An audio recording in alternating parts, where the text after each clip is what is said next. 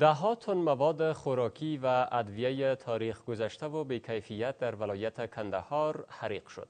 مسئولان محلی این ولایت میگویند که این مقدار مواد طی 5 ماه از بخش‌های مختلف این ولایت جمع‌آوری و حریق شد.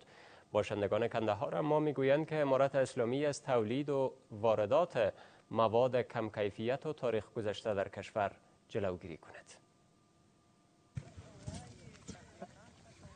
حریق 70 تن مواد خوراکی و ادویه بی‌کیفیت اینجا در ولایت کندهار.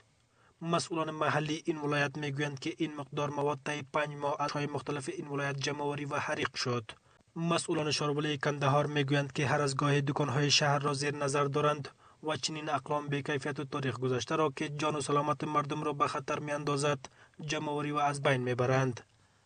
دا هغه توکي دي چې هغه یا تر وخت تیر و یا هم غیر قانوني توکي و تکلوبي توکي و دایره ټول کړي دي او نن ورځ د کندهار ښار په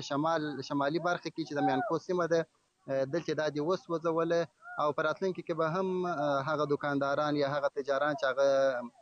دغه توکي خرڅوي د دې مخه بنول کیږي او هغه ټول شان ورڅخه راټول. باشندگان کندهار اما میگویند که امارت اسلامی از تولید و واردات مواد کم کیفیت و تاریخ گذشته در کشور جلوگیری کند. دغه شان چې د دکانو کې خرڅي خلک در وخت تیر دي د دې څه مریضي اره کم مشکلاتونه پیښیږي کشنیانو ته غټانو ته